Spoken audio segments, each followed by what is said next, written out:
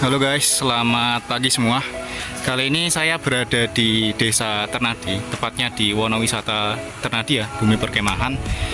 Di sini kami baru saja menyelesaikan proyek instalasi pembangkit listrik tenaga surya untuk Pamsimas untuk keperluan masyarakat di sekitar sini. Nah, ini panel surya yang kami gunakan.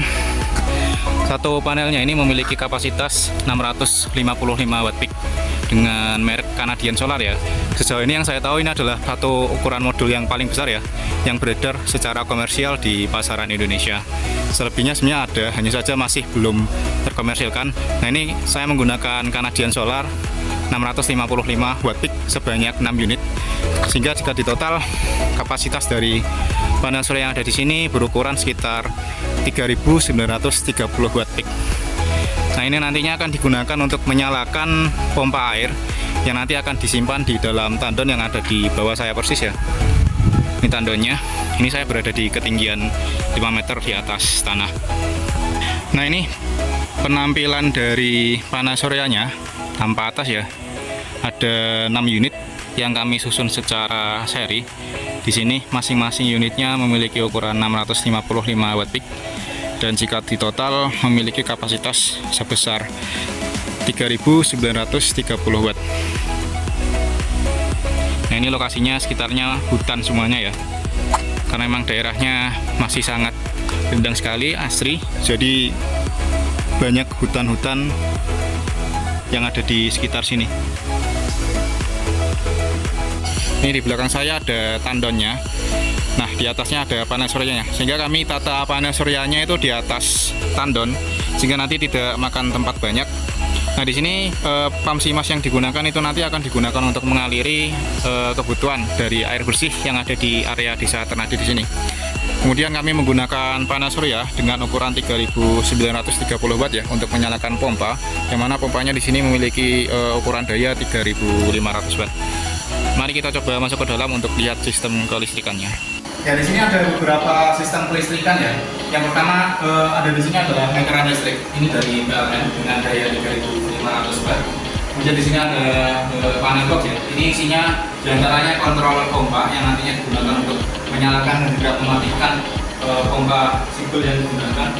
Kemudian di sini ada peralatan PLTS kami. Yang pertama di sini ada inverter solar hybrid ya. Kami menggunakan jenis PO Werner dengan daya 5.500 watt. Dari sini adalah panel box yang digunakan untuk mengontrol semua masukan, karena di sini kami menggunakan beberapa input diantaranya dari panel surya nanti akan dihubungkan untuk panel box ini, kemudian dari meteran PLN juga kami hubungkan ke panel box ini, dan yang terakhir adalah dari baterai. Baterai ini nanti sudah akan digunakan untuk menyuplai kebutuhan yang digunakan untuk pompa. Nah, jika kita lihat di sini sebenarnya secara keseluruhan sistem sudah menyala ya. Ini semua NCP sudah ke atas, jadi semua masukan dan juga keluaran sudah dapat mengalir seperti biasa. Kemudian di sini posisi pompanya juga sudah menyala. Ini terlihat ampernya tulisannya 15 ampere ya. Jadi sudah menyala kurang lebih 3.500 watt. Ini NCP-nya sudah dalam keadaan nyala. Namun di sini meteran PLN coba kami nantikan, karena di sini kami ingin menguji bahwa hasil dari panel surya kami dapat digunakan untuk menyalakan pompa tanpa harus tergantung dengan listrik dari PLN. Bisa agak mendekat. Nah, jika kita lihat di sini ada beberapa indikator ya. Ini kelihatan nggak ya kalau dari kamera? Kecerahannya coba dikecil. Nah, oke, di sini ada beberapa indikator ya. Yang pertama input dari AC ini 0 volt. 0 volt artinya dari PLN ini kosong, kemudian outputnya 213 volt. Kemudian outputnya ini input dari PLN 0 Hz ya, kalau outputnya masih 50 Hz. Kemudian nah ini beban dari pompanya 3,9 kW. Ini sudah 3,9 kVA. Ini beban reaktif, ini beban aktifnya. Kemudian input dari PLN masih 0 juga. Nah, ini dari baterai ada 4 buah baterai, jadi sini 47,1 volt ya. Beban yang digunakan sejauh ini 72% dari kapasitas inverter yang ada. Kemudian ini input dari baterai, wattnya tidak muncul. jadi tidak begitu digunakan dalam penyalaan pompa kali ini. Kemudian ini adalah input dari panel surya. Karena kondisi di luar agak mendung, jadi panel surya yang terbaca di sini hasil daya keluarannya hanya sebesar 950 watt.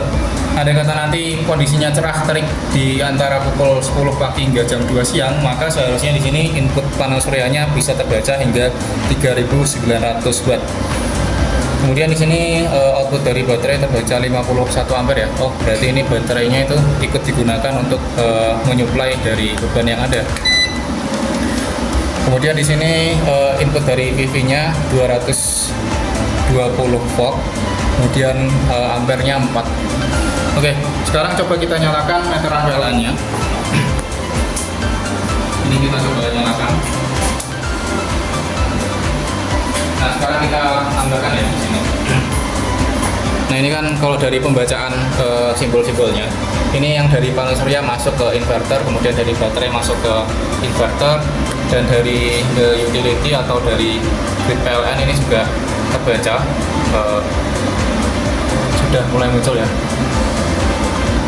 Nah, di sini coba kita lihat apakah dari meteran PLN daya listrik dari PLN juga masuk di sini. Nah, ini sudah terbaca 232 volt. Frekuensinya 50 Hz. Artinya dari meteran PLN ini juga sudah masuk ya. Oke.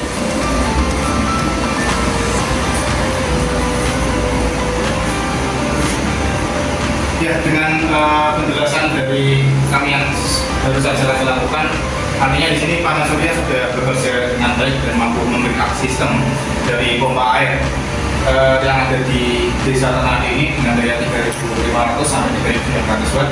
Tanpa meteran PLN juga masih bisa digunakan. Artinya LTS yang kami gunakan dapat berhasil untuk menyuplai beban yang ada tanpa bantuan dari PLN sama sekali.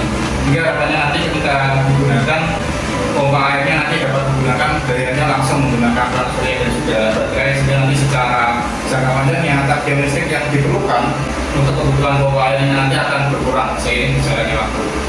Sekian apa yang dapat kami sampaikan, kurang lebihnya saya mohon maaf. Sampai jumpa di project selanjutnya.